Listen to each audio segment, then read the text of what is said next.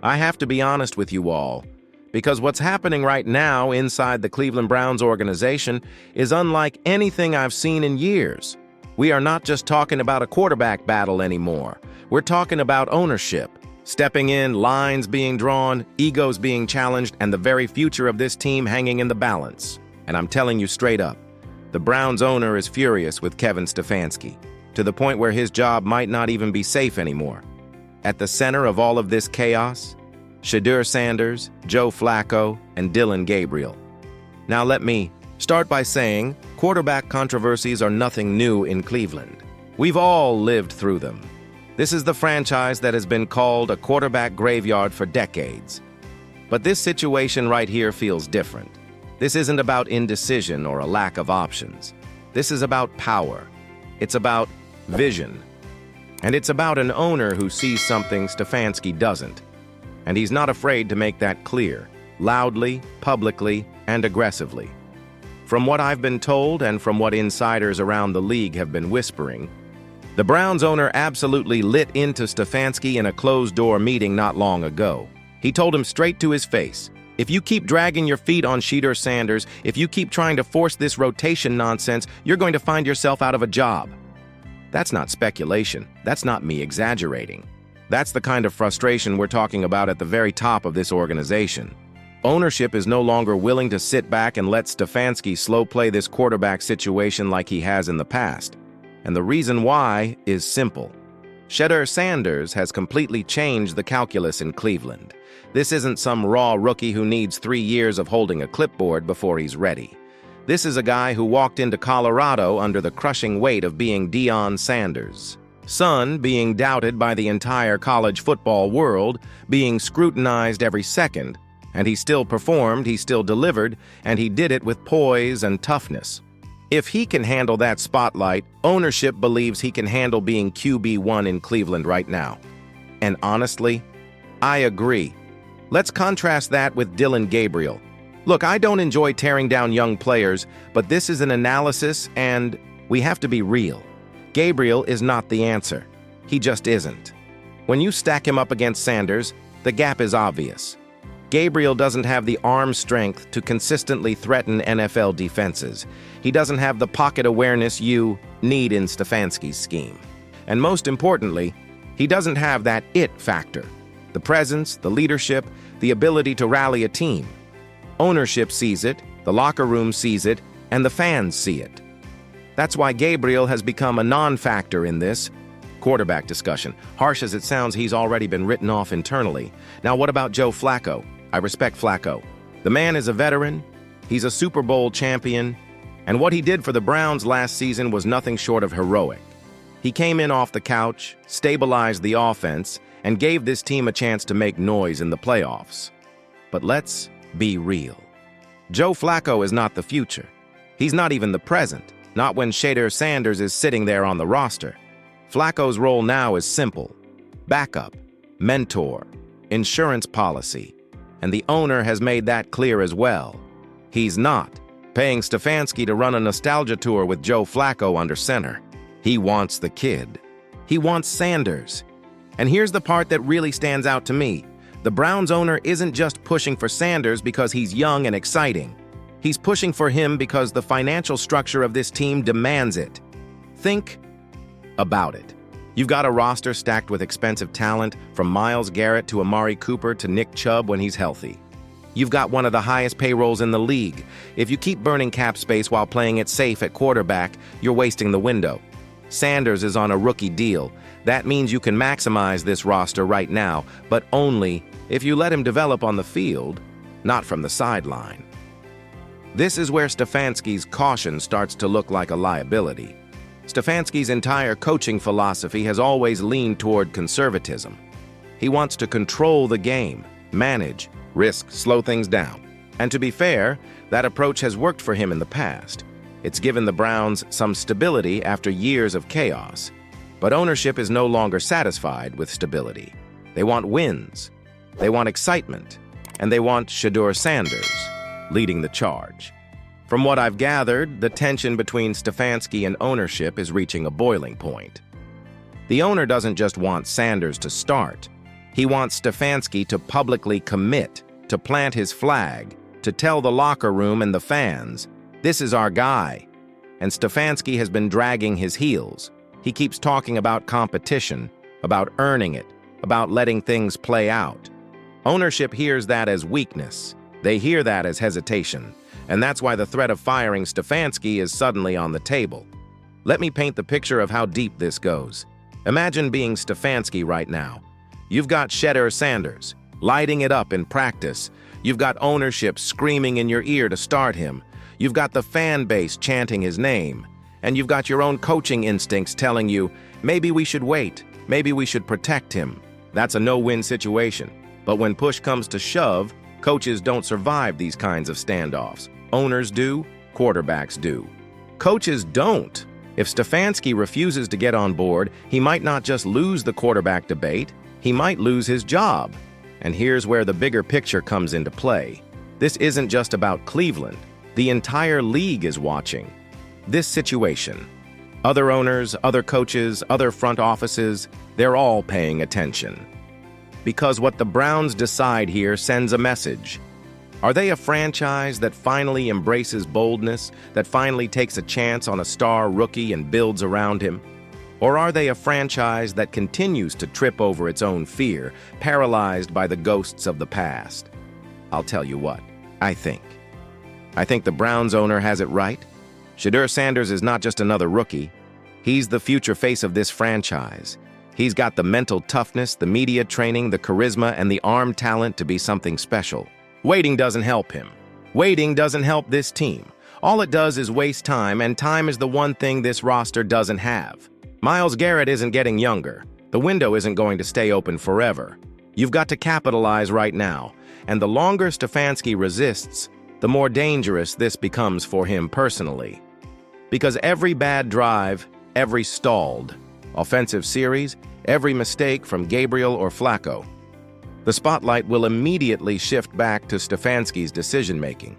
The fans will turn on him, the media will hammer him, and the owner, who has already shown he's willing to threaten his job, won't hesitate to actually pull the trigger.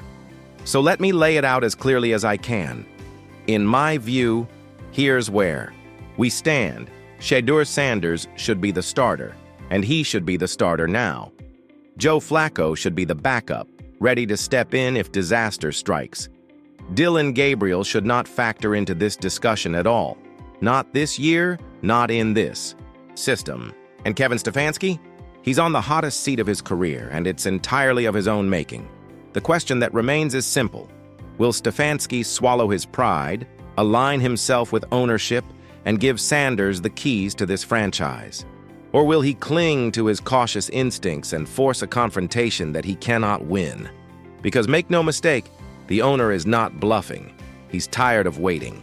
He wants action, and he's willing to make drastic moves to get it.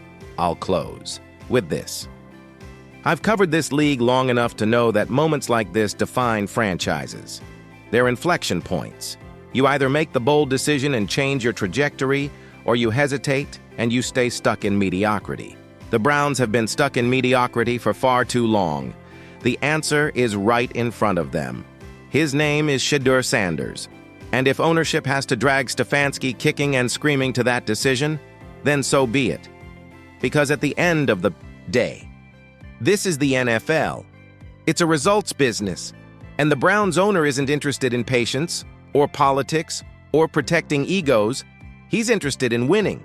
If Stefanski can't deliver that with Shedeur Sanders, then someone else. Word is that Jimmy Haslam, the owner, the guy who's usually watching from the sidelines, is done sitting back, done watching quietly as others manage the team his way. Behind closed doors, sources say he's made it crystal clear. Shedeur isn't just a developmental project. He's the guy, the one to build around. And if you want the inside scoop, the raw, unfiltered story, the kind of stuff the highlight reels don't show, then buckle up because this quarterback saga is about to get messy, chaotic, and absolutely riveting. On the other side of this growing storm is Kevin Stefanski, the head coach, and man, you can practically see it on him. A man blindsided, stuck between his own methodology and the raw, unstoppable force that is Shedeur Sanders. Stefanski and his staff, they're digging in, clinging to Joe Flacco like it's still 2012, preaching about veteran leadership and readiness. Classic coach talk, really. But if you peel it back, what it boils down to is this. They weren't ready for this. They didn't plan for it. And now, they're scrambling to pivot. Meanwhile, poor Dillon Gabriel. Once the hand-picked future of the franchise, the kid who was supposed to inherit the throne, now reduced to the background, watching a rookie storm past him with a calmness, poise, and arm talent that practically screams, "Start me now." Gabriel isn't just losing reps, he's watching his narrative unravel in real time. And if you were in his shoes, you'd be furious too. You dedicate your life to being the future, only to have it snatched from you by sheer brilliance and timing. What we have now is nothing less than a three-way civil war. Ownership wants Shedeur, pronto. The coaching staff wants to protect their timeline, their control, their egos. And the quarterbacks themselves? They're feeling the rug being ripped out from under them. Fans? They're glued to this like it's a Netflix drama because, let's be real, it is. This isn't just about week one starter. This is about the soul of the franchise. The Browns are standing at a crossroads. Are they bold enough to embrace raw talent, to risk everything for a rookie who might be the future? Or will they cling to caution, to tenure, afraid that letting Shedeur succeed would prove the staff wrong and shake the entire house of cards? That's the elephant in the room. This isn't football anymore. It's ego, it's fear, it's control. And something, mark my words, is about to give. Either the staff swallows its pride and hands him the reins, or Haslam makes a power move that shakes the foundation of this team. Because if Shedeur doesn't get his shot soon, the fallout will be volcanic. Locker room fractures, fan revolt, and the moment the team stumbles under conservative quarterback play, all hell breaks loose. History has shown us this movie, and it doesn't end well for teams that ignore greatness staring them in the face. So here's the question. How long can Cleveland pretend this isn't happening? Every snap Shedeur is denied only fuels the anticipation, the hype, the inevitability of his rise. And if it happens elsewhere, make no mistake, the Browns will be haunted again by the ghost of a quarterback they let slip away, because Haslam isn't whispering anymore. He's gone full-on power play. He's calling the shots, overriding staff, making it known, this is my team. I'm not sitting back while raw electricity rots on the sideline. And that pressure scorches everyone. Kevin Stefanski has never been on a hotter seat. Not because he's incompetent. He's methodical, calculated, disciplined. But that's the problem with a quarterback like Shedeur. You don't need more chess moves. You need courage. And Shedeur, he's pure, unfiltered courage. He's the kind of player who doesn't fit a scheme. He detonates it. He doesn't develop quietly. He turns third and long into highlight reels. He leads. And right now, Cleveland has a choice. Embrace the chaos, or risk being consumed by it. The players see it. The energy shifts when Shedeur steps on the field. Momentum doesn't wait for anyone. And every practice denied, every sideline handoff smells like politics. Locker rooms hate politics. Fans hate politics. And the media? They smell blood. The whispers have already started, and when insiders catch wind of the tension between ownership and staff, the narrative explodes. And here's the kicker.